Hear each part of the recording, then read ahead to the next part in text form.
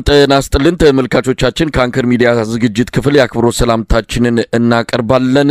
በሰሞኑ ወቅታዊ ጉዳዮች እንደዚሁም በአገዛዙ የተለያዩ ባለስልጣናት እየተባሉ ያሉትንም መነሻ አድርገን ከአርበኛ ሞገስ አባራው የአማራ ፋኖ ብሔራዊ ንቅናቄ ሚኒሊክ እዝ የፖለቲካ ጉዳዮች ኃላፊ ጋር ቆይታ እናደርጋለን። በጣም አመሰግናለሁ አርበኛ ሞገስ። አመሰግናለሁ መሳይ እኔንም ስለጋበዝከኝ። አብይ አህመድ በየሚዲያው እየሄዱ የሚናገሩት እናንተንም የተመለከቱ ነገሮች አሉ። ባጫ ደበሌም እንደዚሁ ቤተመንግስት ባዶን ብታገኙት ራሱ መግባት አትችሉም አቅም የላችሁም የሚል ያነሳው ነገር አለ። እሱ ላይ እንወያያለን። እኔ የምጀምረው ከናንተ ወቅታዊ አቋምና ቁመና ጋር የተያያዘ ነው። ምን ላይ ነው ያላችሁት? በአውደ ውጊያ፣ በስልጠና፣ በህዝባዊ ውይይት ምን እያከናወናችሁ ነው ያላችሁት? እንደ አማራ ፋኖ ብሔራዊ ንቅናቄ የራሳችን ድርጅት አለ። ይሄ ድርጅት የአማራ ህዝብ ትግልን በማስተባበር በመምራት የመሪነት ሚናውን በመወጣት አጠቃላይ በወታደራዊ በፖለቲካዊ በዲፕሎማሲ በሁሉም ዘርፎች እየሰራ ያለ ድርጅት ነው። ይህ ድርጅት ከብዙ ዋጋ ከብዙ መስዋዕትነት በኋላ ምናልባት ለዘመናት የአማራ ህዝብ ድርጅት አልባ የሚሰባሰብበት ቤት አልባ ሆኖ ቆይቷል። ይህ ድርጅት ከተወለደ በኋላ ለመውለድ ብዙ ትንቅንቆችን አድርገን ግን ከተወለደ በኋላ ድርጅቱ ብዙ ስራዎች የተሰሩ ነው የሚገኙት። አሁን ላይ በአማራ ፋኖ ትግል እዝና ሰንሰለት አለ፣ ተቋማዊ አሰራር አለ፣ መርህ አለ፣ ህግ አለ፣ መመሪያ አለ፣ ከላይ ወደ ታች የሚወርድ አሰራር አለ፣ ከታች ወደ ላይ ይሰበሰብ የስራ ሪፖርት አለ፣ ከላይ ወደ ታች ደግሞ የሚወርዱ የስራ የተቆጠሩ ስራዎች ይሰጣሉ እና ይሄ በተቋማዊ አሰራር ውስጥ አንድ ያመጣ ነው ለውጥ ነው። አጠቃላይ በዚህ ወቅት ትግል እንደ ድርጅት ወይም ደግሞ አጠቃላይ እንደ አማራ ፋኖ ወቅቱን በመጠቀም አንድ ሁለተኛ ትግል ለማሳጠር ወሳኝ ጊዜ ላይ በመሆኑ ጠላት ከደረሰበት ኪሳራም አንጻር ወሳኝ ምዕራፍ ላይ ነው የምንገኘው። ይህን ግምት ውስጥ ያስገባ በርካታ ስራዎች እየተሰሩ ነው የሚገኙት። ድርጅታችን በሁሉም እዞች ማለት ይቻላል በሁሉም እዞች ሰራዊታችን በወትሮ ዝግጁነትና በበቂ ቁመና ላይ ነው የሚገኘው። በተለይ ደግሞ በወታደራዊ በኩል ወቅቱን የጠበቁ ስራዎች እንዲሰሩ እስካሁን ከተሰሩ ስራዎች የበለጠ ምናልባትም ወደ መጨረሻው ድል ሊወስደን የሚችሉ ዝግጅቶች የተደረጉ የሚገኙት። ሰራዊታችን የወትሮ ዝግጁነት ሙሉ ቁመና ላይ በስልጠና በወታደራዊ አቅም በማድረግ አቋም በተኩስ አቋም እና በብዙ ሁኔታዎች በበቂ ቁመና ላይ ነው የሚገኘው። ይሄ ጠላትን ለማጥቃት ጠላትን ለመደምሰስ የቀረውን የስርዓቱን ሰንሰለት ሙሉ በሙሉ በጥሶ ወደ መቃብር ለማውረድ በከፍተኛ ዝግጅት ላይ ነው የምንገኘው። ብዙ ጉዳዮች ወታደራዊ ሚስጥሮች ስለሆኑ በተለይ ደግሞ ወታደራዊ ስራዎች በስራ ነው የሚገለጡት እና ብዙ ጉዳዮች በስራ የሚገለጡ ይሆናል። እንደ ፖለቲካ እና እንደ አስተዳደር ዘርፎች በብዙ ስራዎች የተሰሩ ነው የሚገኙት። ካሁኑ ነጻ የሚወጡና የወጡ አካባቢዎች ላይ የሲቪል አስተዳደር መዋቅሮች ጊዜያዊ መንግስት የምንላቸው ጊዜያዊ አስተዳደር የምንላቸው እነሱ እየተዘረጉ ነው የሚገኙት። በሌላ መልኩ ደግሞ ነጻ በወጡና ነጻ በሚወጡ ቀጠናዎች አስቀድሞ እቅድ በማዘጋጀት ቅድመ ዝግጅት በማድረግ ሰፊ ስራዎች እየተሰሩ ነው የሚገኙት። ወቅቱን ተጠቅመን በአጠቃላይ የሚሰሩ ስራዎች ላይ በትኩረት ድርጅታችን እዝና ሰንሰለቱን ተጠቅሞ እቅድ ከላይ ወደታች እየወረደ እና ከታች ደግሞ እየተናበበ በየዘርፉ ብዙ ስራዎች እየተሰሩ ነው የሚገኙት። ፈጣሪም ከኛ ጋር ነው። ባለን ዝግጁነት ልክ በተሸከምነው ፍትሃዊ ጦርነት ልክ ወይ ምክንያታዊ በሆነው ጦርነት ልክ ወደ መጨረሻው ምዕራፍ እየተጠጋን ነው የሚል እምነትና ግምገማ ነው ያለን። በዚህ ልክ የተዘጋጀን ነው የምንገኘው። አርበኛ ሞገስ በዚህ ሰሞን ነው የአማራ ፋኖ ብሔራዊ ንቅናቄ ሚኒሊክ እዝ ሰብሳቢ አርበኛ ድርሳም ብርሃኔ አንድ መልእክት አስተላልፎ ነበረ። በመልእክቱም በቀጣይ ሊኖር የሚችለውን ነገር ጠቋሚ ነው። ከተሞችን በምንቆጣጠርበት ጊዜ ዲሲፕሊን ባለው ሁኔታ ስርዓት ባለው መልኩ ነገሮች እንዳይበላሹ፣ የህዝቡ ሰላም እንዳይደፈርስ፣ ንብረቶች እንዳይዘረፉ የፋኖ ታጣቂዎች ጥንቃቄ እንዲያደርጉ ከወዲሁ መመሪያ ማሳሰቢያ የተላለፈበት መልእክት ነው ከአርበኛ ድርሳም ብርሃኔ የሰማ ነው። እንደው ምን ማለት ነው? ከተሞችን ስትቆጣጠሩ እነዚህን ነገሮች ማድረግ ይጠበቅባቸዋል ሲባል በቀጣይ የሚኖረውን ነገር አመላካች ይሆን? ምናልባት አስቀድሞ ብዙ አካባቢዎችን እየለቀቀ ያለበት ሁኔታ አለ። ጠላት የአቅም ውስንነት ስለገጠመው የአቅም መዳከም ስለገጠመው እሱ አንድ ነገር ነው። ተጨማሪ ቀውስ ወይም ተጨማሪ ጦርነት ለመፍጠር ኃይሉን ወደ አንድ አካባቢ እያከማቸ ነው የሚገኘው። ያለውን እንጥፍጣፊ ወይም የቀረውን ኃይል በፋኖ ተመቶ የተዳከመውን ኃይል ወደ አንድ አካባቢ እያሰባሰበ ነው የሚገኘው። በዛችን ሰብሳቢ የተላለፉ መልእክቶች በተለይ ተቋማትን ከመጠበቅ ጋር የተያያዘ አስቀድሞ ማለት ነው እንግዲህ ነጻ በሚወጡ ቀጠናዎች እና በወጡ ቀጠናዎች ወይም አካባቢዎች ሰራዊታችን ዲሲፕሊን ያለው ስርዓት ያለው በመመሪያ የሚገዛ ሰራዊት ነው። በነገራችን ላይ ብቁ የሆነ ሰራዊት የተገነባ እና ስርዓት ያለው ለህልውና የሚታገል ህዝቡን የሚያከብር ሰራዊት ነው። አካባቢዎች መንግስት አልባ አስተዳደሮችን ማቋቋም እንደሚያስፈልግ የተሰጡ ማሳሰቢያ። በሌላ መልኩ እንደዚሁ ደግሞ ተቋማትን መጠበቅ ላይ ላይ የተሰጡ ማሳሰቢያዎችና አቅጣጫዎች አሉ። እሱ አጠቃላይ ከዙ ሰብሳቢ ካቢኔ ድርሳን ብርሃኔ ጀምሮ እስከታች እስከ ሻለቃዎች በዚሁ ደግሞ በትይዩ በሲቪል አስተዳደር በኩል እስከ ቀበሌና እስከ ወረዳ ድረስ እየወረዱ ያሉ መምሪያዎች አሉ። በእቅድ ነው የምንመራው። ቶች እየወጡ ከላይ ወደታች የሚወርዱበት ሁኔታ አለ። በዚሁ አጋጣሚ ግን ጠላት በተለይ ቦታዎችን እየለቀቀ በአካባቢው ንዝር ኃይል እያሰማራ ፋኖ ዘረፈው ለማለት ተቋማትን ለማውደም ፋኖ ተቋማትን አወደም የሚል ፕሮፓጋንዳ ለመስራት እና ህዝቡን ሽብር ውስጥ ለመክተት የሚሰራቸው ስራዎች ስላሉ እሱን ለመቆጣጠር አስቀድመን የምንሰራቸው ስራዎች አሉ። እነዚህን በመከላከል ደረጃ ህዝቡ ነቅቶ ተቋማትን እንዲጠብቅ፣ አካባቢውን እንዲጠብቅ፣ ለፋኖ የኋላ ደጅን እንዲሆን እና ማንኛውንም መረጃ ለፋኖ እንዲሰጥ በእነዚህ ጉዳዮች ላይ ለህዝቡም ጭምር የተላለፉ ጥሪዎች አሉ። በሌላ መልኩ ሰራዊታችን የአማራን ህዝብ ህልው ካደረገ በኋላ ወይም የአማራን ህዝብ የህልውና አደጋ ከመከተ በኋላ አገር ለመጠበቅ ራሱን ያዘጋጀ ሰራዊት ስለሆነ ለግዳጅ ነው የሚንቀሳቀሰው። ስለዚህ አካባቢዎችና ነጻ ቀጠናዎች በህዝብ አስተዳደር ወይም በጊዜያዊ አስተዳደር በዛ በልኩ እንዲተዳደሩ እና ተቋማትን እንዲጠበቁ የተላለፉ መልእክቶች ይኖራሉ። ምናልባት እነዚህ ጉዳዮች እውነት ነው አመላካችነት አላቸው፣ ነገ ሊፈጠሩ የሚችሉ ጉዳዮች። አሁን እንደ ፋኖ የምንሰራው ነገር ወቅታዊ አስተላለፎችን እንገመግማለን፣ ቀጠናዊ ሁኔታዎችን እንገመግማለን። የራሳችን ዝግጁነት እንዳለ ሆኖ የራስ በቅነት እንዳለ ሆኖ እየተፈጠሩ ያሉ የጠላት አስተላለፎችን እና ሌሎች ኃይሎች አስተላለፎችን መሰረት በማድረግ የምንሰራቸው በስጋት ደረጃም ስጋቶችን ለመቅረፍ የምንሰራቸው ስራዎች ይኖራሉ። አስቀድሞ ስጋቶችን በመተንተን በሌላ መልኩ ደግሞ መልካም አጋጣሚዎችን በአግባቡ በመጠቀም ህዝባችንን ተጨማሪ ቀውሶች እንዳይፈጠሩ ለማድረግ አስቀድመን የምንከላከላቸው ወይም ደግሞ አስቀድመን የምናስብባቸው የምናቅዳቸው ስራዎች ስላሉ ከዛ ጋር በተያያዘ የወረዱ አሰራሮችና መመሪያዎች ይኖራሉ። ይሄ ድርጅታዊ አሰራር የተቋማዊ አሰራር ስለሆነ ብዙ ነገሩ በውስጥ የሚዘረዘር ነው እና አጠቃላይ ግን ነጻ የወጡ ቀጠናዎች ስላሉ እነሱን ላይ ስራዎች እንዲሰሩ አንድ፣ ሁለተኛ ነገ በኋላ ጠላት ካለው አቅም አንጻር የተፈጠሩ ካሉ ክስተቶች አንጻር የተሰጡ ማሳሰቢያዎች ይኖራሉ እና በሰብሳቢ በኩል የተላለፉ መልእክቶች አውዳቸው ይህን የሚመስል ነው። አርበኛ ሞገስ፣ ምናልባት ሰሞኑን ካሉት አውደ ውጊያ እንቅስቃሴዎች ጋር በተያያዘ ነው እናንተ ቀጠና ያሉትን አንዳንድ ቪዲዮዎችን እየተመለከትን ነው። አብይ አህመድ የሚኩራራበት ከምንም በላይ ድሮን ታጥቀናል፣ በቴክኖሎጂ ነው ዘመኑ የሚመጥን ዘመኑን የሚዋጅ ውጊያ ነው የምናደርገው፣ አስቀድመን ጦርነት እንዳይከሰት እናደርጋለን፣ ከተከሰተም ግን በአጭር ጊዜ የሚቋጭ ጦርነት እናደርጋለን የሚል ንግግር ባቀረበ ቁጥር የሚመካው ድሮንን ነው። በሲቹዌሽን ሩም ውስጥ ቁጭ ብለን ጠላቶቻችንን እንከታተላለን፣ እያንዳንዷን እንቅስቃሴያቸውን ሲጃራ ሲያጨሱ ጭምር የሚል በትምክት የተናገረውንም የምናስታውሰው ነው። አሁን የምናያቸው ቪዲዮዎች ደግሞ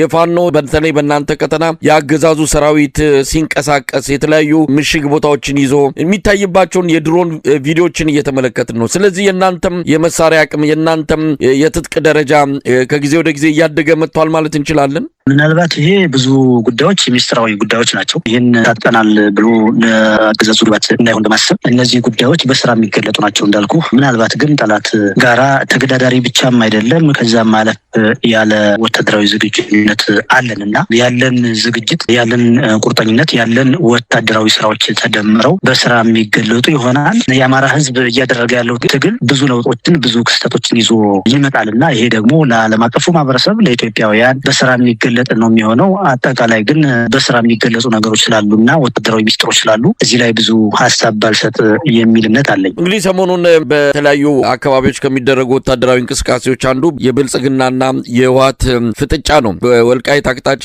ቅዳሜ ዕለት ከበድ ያለ ውጊያ ተደርጎ ከዛ በኋላ አልቀጠለም። ሁኔታዎች ባሉበት ነው የቀሩት። ነገር ግን መጠነ ሰፊ ጦርነት ሊመጣ እንደሚችል ጠቋሚ በሆነ ወታደራዊ እንቅስቃሴ ውስጥ ነው ያለው። እንደው ይህንን ክስተት እንዴት እየተከታተላችሁት ነው የምትገኙት? አጠቃላይ ሁኔታው በቀጠናው እየተደረገ ስላለው እንቅስቃሴ ምን ማለት ይቻላል? አገዛዙ እያቀዳቸው ያሉ ስራዎች አሉ። የተንኮል ስራ ምናልባት በኢትዮጵያ ላይ ጊዜ ተጠቅሞና አጋጣሚ ሆኖ በዚች የተቀደሰች ሀገር አናት ላይ የወጣ ስርዓት ነው። ሁሉም ነገር በአብይ አህመድ ጭንቅላት ወይም አእምሮ የሚሰሩ ስራዎች ሀገሪቱን እያወደሙ ነው የሚገኙት። ከዚህ መካከል አንዱ መገለጫ የሆነው ቀጠናዊ ጦርነት እየወለደ ነው ያለውና በተለይ አገዛዙ አሁን እያደረገ ያለው እንቅስቃሴ ጦርነቱን ወደ ቀጠናዊ እያሳደገው ነው የሚገኘው። ይሄ አገዛዝ ያለ ጦርነት ውሎ ማደር የማይችል የአብይ አህመድ አእምሮ ከጦርነት ውጭ ስልጣን ላይ መቆየት የማይቻል እንደሆነ አድርጎ የሚያስብ አደገኛ የሆነ አገዛዝ ነው። ጦርነት መጀመር መሰረታዊ ፍላጎቱ ነው። ይሄን ሌላ ጦርነት ለምን ይጀምራን ካል አንደኛ አማራ ላይ ያወጀው ጦርነት እየተሸነፈና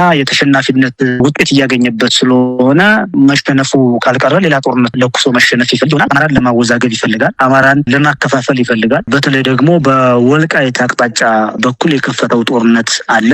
ሙን ነው በነገራችን ላይ አገዛዙ ነው የከፈተው። ለምን ከፈተው ቃል የራሱ ፍላጎቶች አሉ። አንዱ ጦርነቱ ቀጠናዊ እንዲሆን የመፈለግ አባዜ ነው። በዛ በኩል ሱዳንን ለመጋበዝ፣ ኤርትራንም ለመጋበዝ፣ ሌሎች ኃይሎችንም ለመጋበዝ ይሆናል። ሁለተኛ በዛ በኩል የጦርነት ግንባር እንዲፈጠርለት ይፈልጋል። በተለይ ደግሞ ሌሎች ኃይሎች አማራን ወረረ በማለት ለማደናገር የሚፈልገው ሁኔታ ስላለ አማራ በዛ በኩል ጦርነት ተከፍቶብሃል እንዲያደርግ መክት ወይ ደግሞ ተባበረኝ ወይ ከጎን የተሰለፍ የሚል ጥሪ ለማስተላለፍ የከፈተው ጦርነት ይኖራል። ሌሎች ፍላጎቶችም ይኖሩታል በነገራችን ላይ እና በዛ በኩል ያን ጦርነት መክፈት የፈለገበት። በአጠቃላይ ግን በዛ በኩል ጦርነት ከፍቶ መሬት ላይ እንደምናረጋግጠው ከፍተኛ ዋጋ ነው የከፈለበት። በዛ በኩል ማን ይምታው ማን ራሱ የሚረጋገጥበት ሁኔታ እንዳለ ሆኖ ግን ዋጋ ከፍሎበታል። በዛ በኩል ያሰለፈው የኢትዮጵያ ወጣት እያለቀ ነው ያለው። ይሄ አገዛዝ በእጁ ደም የጨበጠ ያለ ጦርነት መኖር የማይችል አገዛዝ በሁሉም ቦታ ጦርነት ይለኩሳል። ስለዚህ በዛ በኩል ያተረፈው ነገር የለም ብቻም አይደለም፣ ከዛ በላይ ከባድ ኪሳራ ደርሶበት ብዙውን አስጨፍጭፎ ነገሩ የከሰመበት ሁኔታ አለ እና በአጠቃላይ ግን ተከታታይ ጦርነት እንዲኖር ነበር የሚፈልገው። በዛ በኩል ጦርነቱ ሲቀሰቅስ አንደኛ ነገር በዛ በኩል ተከታታይ ጦርነት እንዲኖር ይፈልጋል። ሁለተኛ እንዳልኩት በዛ በኩል ያሉ የኢትዮጵያ ጎረቤቶች ተሳተፉበት የሚል ነገር ማስነገር ይፈልጋል። ወይም ዘመቱብኝ በዛ በኩል የአማራን ሕዝብ ወረራ ለማድረግ ወልቃይትን ወረሩ ወይ ደግሞ ጎንደርን እንደወረሩ አድርጎ በማስመሰል ፕሮፓጋንዳ በመስራት ሕዝቡን ማወዛገብ ይፈልጋል። በሌላ መልኩ ደግሞ ምናልባት ድል ብሎ ያሰባቸው ነገሮች ይኖራሉ። በዛ በኩል ጦርነት ሲከፍትና ድል ሳይቀናው ኪሳራ ውስጥ ገብቶ በዚህ እናዝናለን። በነገራችን ላይ በዛ በኩል ያለ ኃይል ያደረሰበት ኪሳራ በጣም ከባድ እንደሆነ ነው መሬት ላይ እያረጋገጥን ያለ ነው እና ይሄ የኢትዮጵያ ሕዝብ በደንብ ሊገነዘበው ይገባል። የአማራ ሕዝብ እውነቱን ያውቃል። ማን ጦርነቱን በዛ በኩል የማድረግ ፍላጎት እንዳለው ማንንም ማደናገር አይችልም እና ምናልባትም በጣም ብዙ ማረጋገጫዎች አሉ። እንደ ዛሬ አሚኮ በሚባለው ያገዛዙ ልሳን በአማራ ስም በተሰየመው ያገዛዙ ልሳን ሚዲያ ወጥቶ ከተናገረ በኋላ እና ቃለ መጠይቅ ከሰጠ በኋላ ነው ያን ተከትሎ ነው በዛ በኩል ጦርነቱ የጀመረውና ነገር ግን ያሰበው አልሆነለትም። በአጠቃላይ በዛ በኩል ያሉ ሌሎች ኃይሎችም ወይም ደግሞ የተነኮሳቸው ሌሎች ኃይሎችም ያንን ግንዛቤ ውስጥ በማስገባት ብዙ ነገሮችን ቶለሬት እንዳደረጉ እናስባለን እና የሆነ ሆኖ ግን አገዛዙ አሻጥር በመስራት ተንኮል በመስራት ወይ ደግሞ ተንኮል የሚለውን በሱ አቅም ተንኮል፣ አሻጥር፣ መጥፎ ተግባር ሁሉ ለሱ አቅም እና ጉልበት እንደሆነ ነው የሚያስበውና በዛ በኩል የከፈተው ጦርነት ራሱን አገዛዙን ኪሳራ ውስጥ አስገብቶታል። በሌላ መልኩ ደግሞ ሁሉም አማራ የነቃበት ሁኔታ ስላለ ያደናገረው ማህበረሰብ እንደሌለ ማረጋገጫ ነውና የሆነ ሆኖ ግን እያደረገ ያለው ጦርነት ሀገርን ወደ ጥፋት የሚያመራ ምናልባትም ምስራቅ አፍሪካ ላይ ሊያባራ የማይችል ጦርነት እየቀሰቀሰ ያለበት ሁኔታ ነው ያለው። እሱን በመጣል ቀጠናውም በከፍተኛ የተራዘመ ጦርነት ውስጥ እንዳይገባ እየተሰሩ ያሉ ስራዎች ይኖራሉ። እሱን በሂደት የምናየው ነገር ነው የሚሆነውና አጠቃላይ ግን ያገዛዙ ፍላጎት ሌላ ጦርነት እያዋለደ መሆኑና ያ ጦርነት ደግሞ በየት በኩል መሆን እንዳለበት እየሰራ ያለበት ሁኔታ ነው ያለው። ነገም ከነገ በኋላ ምናልባት በቀናት ውስጥ ደግሞ የሚያፈነዳው ጦርነት ይኖራል። በሂደት የምናየው ነው የሚሆነው።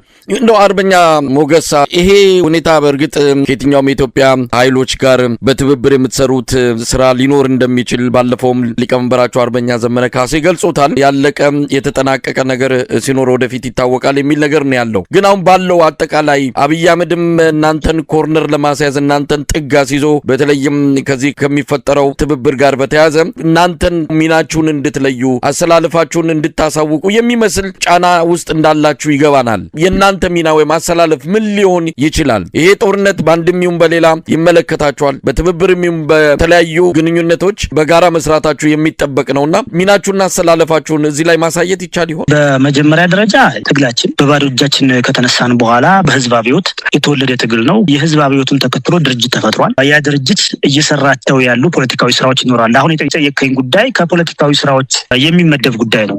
የፖለቲካ መምሪያ አለ፣ የፖለቲካ ዘርፍ አለ። እሱ ስራውን ይሰራል። የወታደራዊ ኃይሉ የሚሰራው ስራ እንዳለ ሆኖ የፖለቲካ ዘርፉ የዲፕሎማሲ ስራዎችን ይሰራል፣ የሚዲያ ስራዎችን ይሰራል፣ የአስተዳደራዊ ስራዎችን ይሰራል፣ የመንግስትነት ስራዎችንም ይሰራል እና ድርጅታችን እየሰራቸው ያሉ ስራዎች እንዳሉ ሆኖ በዋናነት እንደ ሁለት ሶስት ጉዳዮችን ለማንሳት ያህል የመጀመሪያው ነገር በዚህ በፖለቲካ ዘርፍ ውስጥ ወይ ደግሞ በዲፕሎማሲው ያገኘነው ትርፍ ምንድን ነው ከተባለ ለአማራ ህዝብ ጠላት ይበዛበት ነበር። ጠላት ቀንሰን ወዳጅ ማብዛት ችለናል። ይሄ የአማራ ህዝብ ለዘመናት ከበባ ውስጥ ሆኖ ቆይቷል። በጸረ አማራ ትርክት በተፈጠረ የአማራ ጠላትነት ትርክት ይህንን ከበባ በዲፕሎማሲ መስበር ችለናል።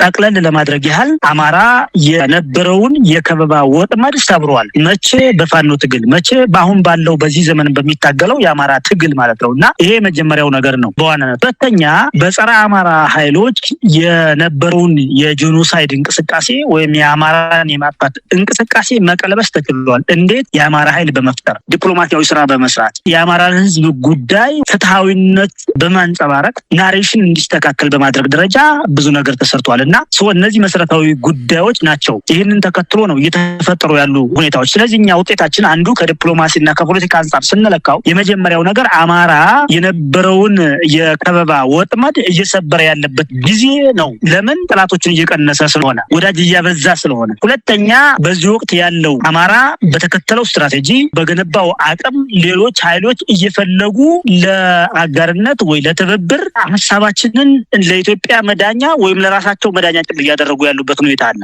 ሌላውና ሶስተኛው መሰረታዊ ጉዳይ የአማራ ፋኖ ትግል 3 ዓመት ባደረገው ጦርነት 3 ዓመት ነው ጦርነት ያደረግነው ከአገዛዙ ጋር። ይሄ አገዛዝ ጋር ጦርነት እያደረግን ባለንበት ወቅት በዚህ 3 ዓመት ውስጥ ወይም በሌላ ህዝቦች ላይ ሊያደርስ የሚችለውና ያቀዳቸው በደሎች ሁሉ ወይም ደግሞ የመከራቸው ያወጣቸው እቅዶች ሀገር የማጥፋት ወይ ደግሞ ህዝብ የማጥፋት አካባቢ የማጥፋት የሆነ ብሔር የማጥፋት እቅዶች ወይም የሆነ ሀገር የማጥፋት እቅዶች እየከሰሙ እኛ ጦርነቱን ተሸክመን ለ3 ዓመት ከቆየም በኋላ ጦርነቱን የጀመርነው ለአማራ ህዝብ ትግል ነው። የአማራ ህዝብ እየታገለ ያለው ጉዳይ ግን ሌሎችን እያዳነ ያለበት። የአማራ ፋኖ ይህን ጦርነት መሸከም ባይችል ኖሮ አብይ አህመድ በዚህ 3 ዓመት ውስጥ ከባድ ጉዳት በማንኛውም ላይ ያደርሳልና ቅድም ካልኩት የጦርነት ፍላጎት የጦርነት አባዜ አንጻር ሀገራችንነት አንጻር ህዝብን የመጨፍጨፍ ፍላጎት አንጻር ብዙ ነገሮች ይከሰቱ ነበርና አቅም አጎልብተን ይህንን ጦርነት መከላከል በማቻላችን አንድ ሌላ ህዝቦች ከጥቃት መዳን ችለዋል። ይሄን ተከትሎ የአማራ ህዝብ ትግልን በበጎ ከማየት ባለፈ የጎሬጥ ያዩን የነበሩ በጥራትነት ያዩን የነበሩ ኃይሎች ወዳጅ ከመሆን ባለፈ እንደ ትልቅ ስኬት መወሰድ ያለበት ነገር ጥላት የምንላቸው የነበሩ ኃይሎች በሙሉ አገዛዙ ላይ ጥላት ሆነው የተነሱበት እየተኮሱ ያሉበት እና ለመተኮስ ጫፍ ላይ ያሉበት ሁኔታ ይሄ ለኛ እንደ ድል የምንቆጥረው ነው። እንዳልኩት ጠቅለል ለማድረግ የመጀመሪያ ለአማራ ህዝብ ጠላት መቀነስ ወዳጅ የማብዛት ዲፕሎማሲውን ሰርተናል። ይህንን አገዛዝ ተባብሮ መጣል እንደሚያስፈልግ እና ኢትዮጵያን ለማስቀጠል ፋኖ ጋር ትብብር መፍጠር ወይም አጋርነት መፍጠር አስፈላጊ እንደሆነ ተረድተው የፋኖን ትግል ፍትሃዊ መሆኑን ከመመስከርና ከመቀበል ባሻገር ፋኖ ጋር መስራት አዋጭ እንደሆነ ለራሳቸው ሁሉና ለሀገር ቀጣይነት አምነው በዚህ ትግል ውስጥ የአማራ ፋኖን የፈለጉበት ሁኔታ አለ። እኛ በዋናነት የራሳችን የፖለቲካ ካልኩሌሽን ይኖራል። ድርጅታችን የራሱ የፖለቲካ አካሄድ አለው። ከዲፕሎማሲ አንጻር ከፖለቲካ አንጻር ምን መስራት እንዳለበት ያውቃልና እኛ ያሰመርናቸው የአማራ ህዝብ የህልውና ጥያቄ የምንላቸው የተዘረዘሩ ጥያቄዎች አሉ። እነሱን በሚመልስ መልኩ አንደኛ፣ ሁለተኛ ሀገሪቱን በሚያስቀጥል መልኩ እና የዚችን ሀገር ከመፍረስ መታደግ የዚችን ሀገር ቀጣይነት በዘላቂነት በሚያረጋግጥ መልኩ እየተሰሩ ያሉ የዲፕሎማሲ ስራዎች አሉና በአጠቃላይ ግን የአማራ ፋኖ በፖለቲካም በወታደራዊም በሁሉም ረገድ ትግሉ ሲገመገም ትርፋማ የሆነበት ሁኔታ እንዳለ ማሳያ ነው። እንግዲህ አርበኛ ሞገስ አብይ አህመድ በአማራ ቴሌቪዥን እንደዚሁም አሁን ደግሞ በኦሮሚያ ብሮድካስቲንግ ኔትወርክ ኦቢኤን ላይ ቃለ መጠይቅ ሰጥቷል በአማርኛና በኦሮምኛ ቋንቋዎች። እንግዲህ የኦቢኤኑ ሙሉን ባልተላለፈበት ጊዜ ላይ ነው የተገናኘ ነው። ነገር ግን አንዳንድ ከፕሮግራም ማስታወቂያው እንደተረዳ ነው አስገራሚ ነገሮች ሊሰሙ እንደሚችሉ ነው። በአማራ ማስ ሚዲያ ላይ የተሰማው ግን ጠቅለል ተደርጎ ሲገለጽ አሁንም አብይ አህመድ ለሽግግርም ሆነ ለሰላማዊ መፍትሄ እንዳልተዘጋጀ አሁንም የሱን ሐሳብ የሱን አቋም ተቀብለው ሌሎች ይቅርታ ጠይቀው መሳሪያቸውን አስቀምጠው እንጂ በኢትዮጵያ የፖለቲካ ችግር አለ ያንን የፖለቲካ ችግር መፍታት ይችላልን የሚል ቁርጠኛ አቋም ላይ እንዳልደረሰ አሁንም በበፊት አቋሙ ላይ እንዳለ ያሳየበት ነው። እናንተንም በተመለከተ የገለጸው ነገር አለ። በአማራ ክልል ለደረሰው መጠነ ሰፊ ሰብአዊ ቀውስ እናንተን ተጠያቂ አድርጓል። ብዙ ነገሮችን ያነሳው ስለ ፕሪቶሪያ ስምምነት፣ ስለ ወልቃይትና ራያ ጉዳይ ብዙ ነገሮች ከናንተ ጋር በተያያዘ መልኩ ተነስቷል። እስቲ እንደው ቃለ መጠይቁን እንዴት አየው? የአብይ አህመድ የሰጠውን የአብይ አህመድ ቃለ መጠይቅ ለመስማት አንደኛ ጊዜ የለንም፣ ሁለተኛ ሰውን ይዘውን ማዳመጥ በራሱ አእምሮን ማዛግ ስለሆነ በጨረፍታ ለማየት ሞክረናል እና እኔም ለማየት ሞክሬያለሁኝ ለማለት ነው። ከሱ ቃለ መጠይቅ የገነዘብኩት አንደኛ ነገር የሰውየው ባህሪ እየተገለጸ የመጣበት ምናልባት የተወዛገቡ ሰዎች ቢኖሩ የአብይ አህመድ አገዛዝ ጥፋተኛ አገዛዝ መሆኑ ሰውየው የአእምሮ ላይ የሚያፈልቃቸው ነገሮች በሙሉ አውዳሚ መሆናቸው፣ ክፋት መሆናቸው፣ ሁሉም ነገሮች መጥፎ መሆናቸው ለህዝባችን የተገለጸበት ነገር ነው። ሁለተኛ ነገር ከሰጣቸው ሀሳቦች መረዳት እንደሚቻለው ፍርሃት ነው። ፍርሃቱ ምንድነው? እሱ ከመጣ በኋላ እየፈጠራቸው ያሉ ጦርነቶች አሉ። እሱ ራሱን እየለበለበው ነው ያለው። ከተጠያቂነት ሊያመልጥ የሚችልበት ሁኔታ የለም። በሌላ መልኩ እየፈጠራቸው ያሉ ቀውሶች ምናልባት ስልጣኑን ለመጨረሻ ጊዜ እየተፈታተነው መሆኑ ብቻ ሳይሆን እንደሚያስወግደው ተገንዝቦ በፍርሃት ቆፈን ሆኖ ሀሳቦችን የሰጠበት ሁኔታ ነው ያለው። ሶስተኛና መሰረታዊ ጉዳይ የአማራና የትግራይን ህዝብ ለማጋጨት የፈበረካቸው ሀሳቦች ናቸው። ይሄ ከዚህ ቀደምም የተለመዱ ሀሳቦች መድረክ ላይም ሚዲያ ላይም ፓርላማ ላይም ሲናገራቸው ከነበሩ ነገሮች ማስታወስ እንደምንችለው የአማራን ህዝብ በአንድ ምላሱ የአማራን ህዝብ የደገፈ በመምሰል በሌላ መልኩ ደግሞ የትግራይን ህዝብ የደገፈ በመምሰል ሁለቱም ህዝቦች ለመጋጨት በርካታ ስራዎችን ሰርቷል። አልተሳካለትም። በርካታ ሀሳቦችን ሰርቷል፣ ግን አልተሳካለትም። አሁንም ያንን ለማስቀጠል በዚህ ቃለ መጠይቅ የተረዳንበት ሁኔታ ነው ያለው። ይሄን የአማራ ህዝብና የትግራይ ህዝብ በአግባቡ ይረዳዋል። የአማራና የትግራይ ህዝብ ደግሞ በዚህ ወቅት የህልውና አደጋ ያለበት ህዝብ ስለሆነ እየተከተለ ያለው ስልት ስላለ ሌላ ኃይልን ለመመከት ወይ ደግሞ ሊያጠፋው አብይ አህመድ አጥፊው መሆኑን ተረድቶ አብይ አህመድን ለማጥፋት የተነሱ ህዝቦች ስለሆኑ ግልጽ ነገር ነውና በአጠቃላይ ግን አማራን የወገነ በማስመሰል ትናንት ባደረገው ጦርነት በአንድም በሌላ መልኩ አወዛግቦ ያሰለፈው ይኖራል።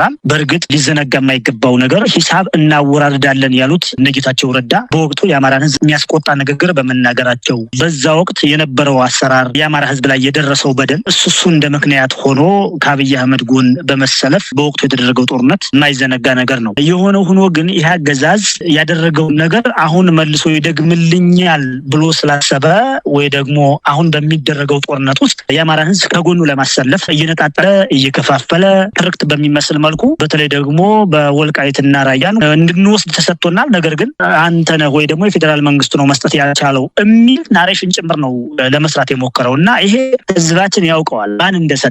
በነገራችን ላይ ዋናው ጉዳይ አብይ አህመድ አማራን ለማወዛገብ አማራ ላይ ያለውን የፖለቲካ ሁኔታ የክፋት ጥጉን ለመስራት ሁለት ካርዶችን ይመዛል። እነዚህ ሁለቱም ካርዶች የተቃጠሉ ካርዶች ናቸው። አንዱ ካርድ የወልቃይትና የራያ የማንነት ጉዳዮች ናቸው፣ ወይ ደግሞ መተከልን፣ ደራን እና ሌሎችንም ጨምሮ ሊሆን ይችላል። እነሱን ደራና መተከልን አያነሳቸውም። የራያና የወልቃይትን ጉዳይ ነው የሚያነሳው። ተነጣጥለው የሚመለሱ ግን አይደሉም በመሰረታዊነት። ሁለተኛው የተቃጠለው ካርድ የሰኔ 15 ጉዳይ ነው እና እነዚህን ያነሳል። እነዚህን የሚያነሳው የአማራን ህዝብ አንደኛ ለመከፋፈል በማሰብ ነው። እርስ በርሳችን እንድንጋጭ፣ እርስ በርሳችን እንድንጠራጠር፣ እንድንከፋፈል በማሰብ ነው። ሁለተኛ የቀባቸው ፈንጆች ናቸው። ሲፈልግ ነው ያንን ማፈንዳት የሚፈልገው እና እንዳልኩት ግን እሱ ቀበርኩ ያለው የወልቃይትና የራያ ጉዳይ አንድ፣ ሁለተኛ የሰኔ 15 ጉዳይ ለኛ የተቃጠለ ካርድ ነው። የአማራ ህዝብ እውነቱን ያውቃል። በሰኔ 15 ጉዳይ ማንገዳይ እንደሆነ ያውቃል። ህዝባችን ማን ያን ክስተት እንደፈጠረ ያውቃል። እሱ ሲፈልግ ለሌላ አካል መጠቀሚያ ያደርገዋል። ሲፈልግ ደግሞ የአማራን ህዝብ የሰጠ በማስመሰል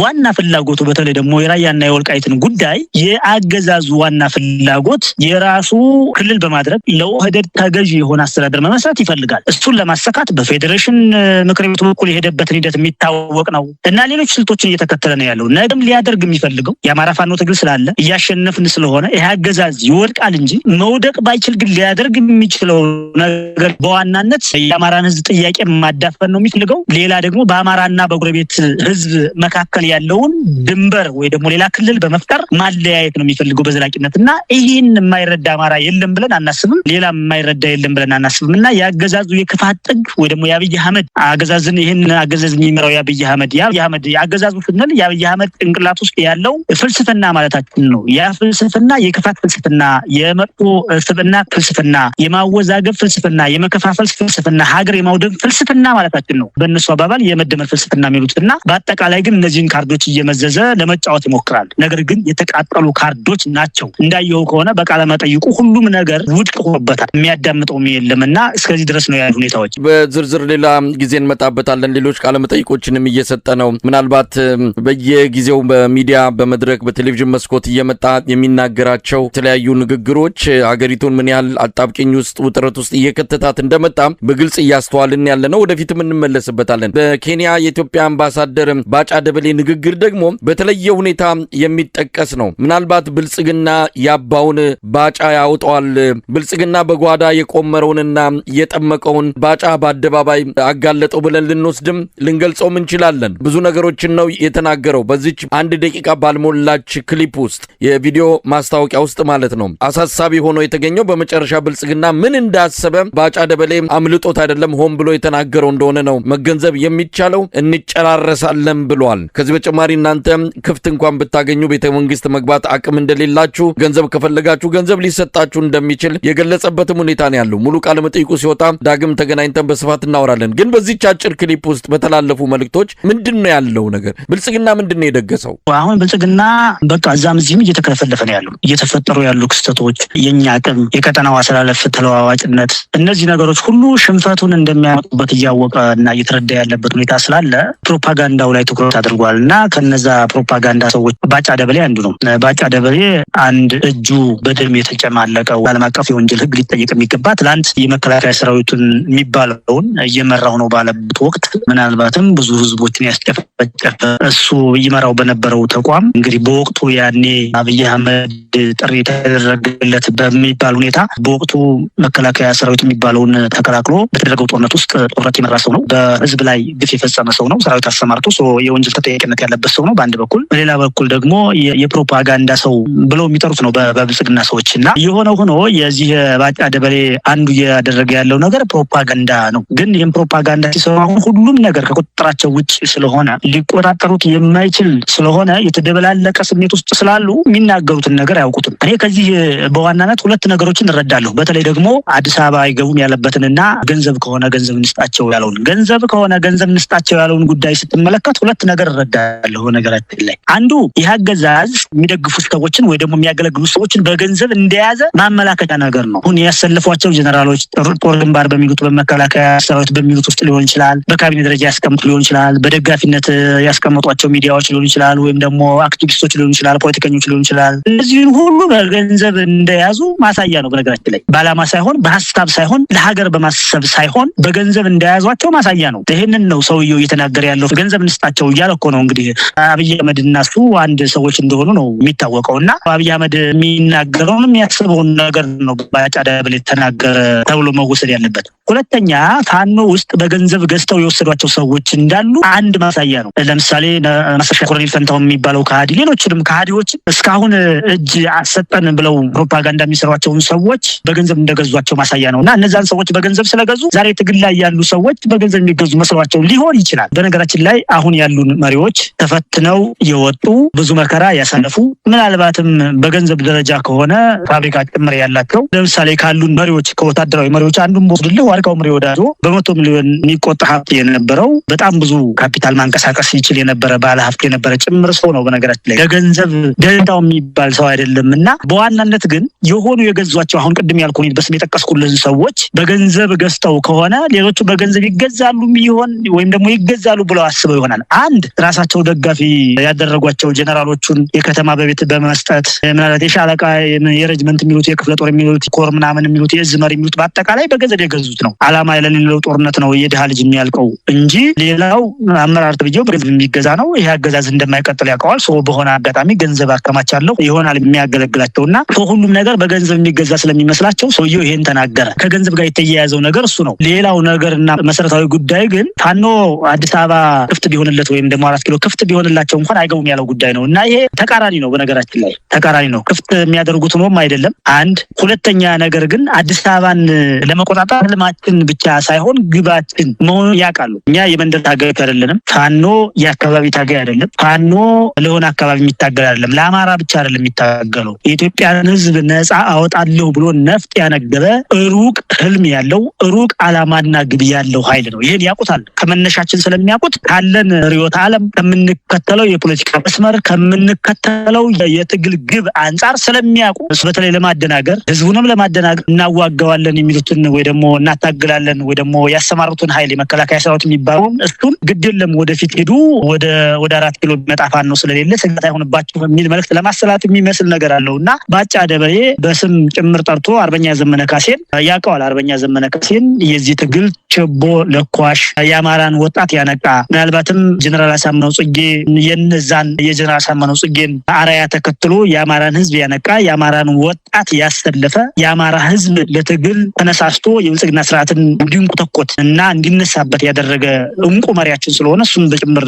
በስም ጠቅሶ ነው የተናገረውና ይሄ ምናልባት እኛ የምንከተለው ግብ የሚያውቀው ነገር ስላለ ስጋት የሆነበትን ነገር ለማድፈንፈን ለማጭበርበር የተነገረው ነገር ነውና እውነቱ በተቃራኒ ነው ማለት ነውና የማይቀረው ነገር ግን ባጫ ደበሌ የሚናገር ብርሃኑ ጁላ የሚናገር የመጀመሪያው እና ወሳኙ ነገር አሁንም ቅድም የሚያነሳልኝ ነገር አንዱ ሌላውና መሰረታዊ ጉዳይ እንጨራረሳለን ያለው ነገር ነው። ተመልከት እንግዲህ ወደ 4 ኪሎ የሚገባ የለም ክፍት ቢሆንላቸው እንኳን አይመጡም አለ በአንድ በኩል። ሁለተኛ ደግሞ እንጨራረሳለን አለ። ጨርሰናቸዋል፣ በትናቸዋል።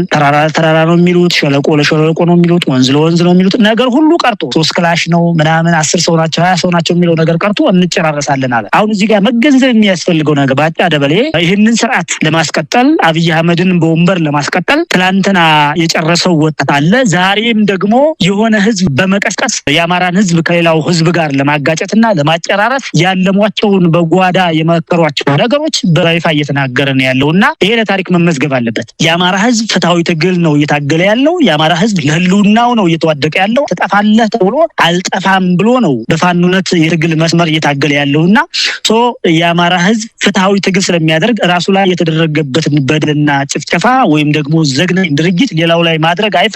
ሌላውን ማክበር ነው የሚፈልገው። የሌላውን መንካት አይፈልግም። የሱን መስጠት አይፈልግም የአማራ ህዝብና ማንም የነባጫ ደበሌን መልእክት በመስማት እንዳይደናገር ለማለት ፈልጌ ነው። የነባጫ ደበሌና የሌሎቹ ሐሳቦች ግን ነገም ከነገ በኋላ የሚያሰልፏቸው የፕሮፓጋንዳ ሰዎች ይኖራሉ። ሁሉም ነገር ውድቅ የሆነ ነው። መሬት ላይ እየተሰራ ያለው ስራ እያክለፈለፋቸው ነው። በነገራችን ላይ በጓዳም የሚመክሩትን ነገር ነው ሚዲያ ላይ ያወጡ የሚዘረግፉትና ይሄን ህዝባችን ያውቃል። የኢትዮጵያ ህዝብ ያውቃል። ማንም መረዳት ያለበት አካል ሁሉ ያውቃልና የሆነ ሆኖ ግን የሚያመጡት ነገር እንደሌለ ብዙ ሊቀየሩ የሚችሉ ነገሮች ምናልባት በጥቂት ጊዜ ውስጥ እንደሚፈጠሩ እሙን ስለሆነ ከዛ አንጻር ነው እኔ የምገመግመው። እንግዲህ ያለውን ሁኔታ በምን ያህል አገዛዙ ፍርሃትና ስጋት ውስጥ እንዳለ የምንረዳበት ነው። በፕሮፓጋንዳ በኩል እያደረጉ ያሉትን ስንፈትሸው በጦር ሜዳውም እንደዚሁ ያለውም ገጽታ የሚታወቅ ነው። በለስ እየቀናቸው እንዳልሆነ ከፍተኛ ኪሳራ ውስጥ እንደሚገኙ የሚያሳይ ነው። ስለዚህ መጪው ጊዜ ምንድን ነው? የኢትዮጵያ ህዝብ እንዴት ነው የሚዘጋጀው? ቀጣዮቹ ወራት፣ ሳምንታት ወሳኝ ሊሆኑ ይችላሉና እዚህ ላይ እንደው አጭር መልእክት ካለ እሱን መልእክት ሰምተን ዝግጅታችን እናብቃ። የአማራ ህዝብ አሁንም እየተፈጠሩ ያሉ ወቅታዊ ክስተቶችን በእርግጠኝነት ለአማራ ህዝብ የተነሳ ኃይል ነው። ለአማራ ህዝብ የሚሞት የሚዋደቅ የአማራን ህዝብ ህልውና ለማረጋገጥ እየተዋደቀ ያለ የፋኖ ኃይል ነው እየታገለ ያለው። በተለይ ከፕሮፓጋንዳ ጋር በተያያዘ ከሚወሩ አሉባልታዎች ጋር በተያያዘ ከፋኖ የሚወጡ መረጃዎችን ብቻ እንዲከታተል አደራ ማለት ፈልጋለሁ። እየተፈጠሩ ያሉ ወቅታዊ እና ቀጠናዊ ጉዳዮች ካሉ እኛ በዋናነት የአማራን ህዝብ በዘላቂነት እንደ ህዝብ ዘላቂ ህልውናችን በሚያረጋግጥ መልኩ ነው የምንሰራው። ሁለተኛ ሀገራችን በሚያስቀጥል ሁኔታ ነው የምንሰራው። በዚህ እርግጠኛ ሆኖ ከፋኖ የሚወጡ መረጃዎችን የሚሰጡ ማሳሰቢያዎችና መልእክቶችን ወይም ደግሞ ወቅታዊ መልእክቶችን እየተከታተለ ህዝባችን የጀመረውን ትግል ለመቋጨት በዘላቂነት እዛ ላይ እንዲሰራ አደራ ማለት ፈልጋለሁ።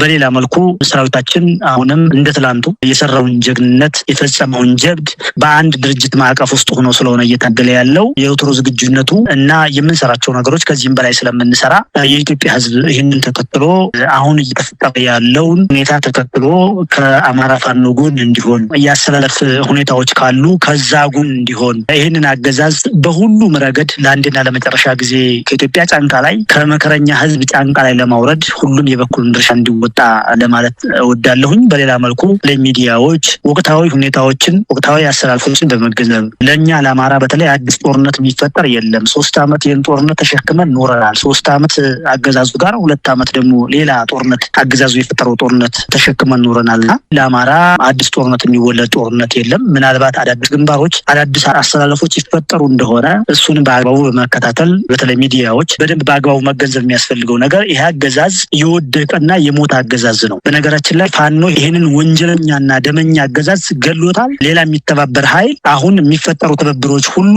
ይህንን አገዛዝ ለመቅበር ወይም ደግሞ ወደ መቃብር ቦታ ተሸክሞ ለመሄድ የሚደረግ ትብብር ወይ ደግሞ የሞተውን አገዛዝ ወደ መቃብር አስገብቶ አፈር ለማለበስ እየተፈጠረ ያለ ትብብር ካልሆነ በስተቀረ ፋኖ በፈጠረው አቅም ባደረገው ተጋድሎ ባደረገው ውጊያ ባደረገው ትግል ይህንን አገዛዝ የገደለ መሆኑ ምናልባት የገደለ አገዛዝን ለመቅበር ብቻ እየተደረገ ያለ ትብብር መሆኑን በመገንዘብ እዚህ ላይ የሚመለከተው አካል ሁሉ ርብርብ እንዲያደርግና የድርሻውን እንዲወጣ እንደ ፋኖ ትግልም የከፈልነው ዋጋ የከፈልነው መስዋዕትነት ለሌሎች ህዝቦች ድልን እና ነጻነትን ከማጎናጸፍ ባሻገር የአማራን ህዝብ በዘላቂነት ካረጋገጠ በኋላ ሀገራችንን የሚያስቀጥል መሆኑን ሁሉም በአንክሮት ሊመለከተውና በትግላችን እርግጠኛ ሆኖ እየተፈጠሩ ያሉ ክስተቶችን ለመልካም ዕድል በመውሰድ ትኩረቱን ይህንን አገዛዝ በመቅበር ላይ እንዲያደርግ አደራ ማለት ፈልጋለሁኝ። ማስተላለፍ የፈለጉት መልእክት ይሄ ነው። አመሰግናለሁ። በጣም አመሰግናለሁ። አርበኛ ሞገስ አበራው የአማራ ፋኖ ብሔራዊ ንቅናቄ አፋብን ሚኒሊክ ዕዝ የፖለቲካ ጉዳዮች መምሪያ ኃላፊ፣ ለነበረን ቆይታ በአንከር ሚዲያ ታዳሚዎች ስም በማመስገን እሰናበታለሁ።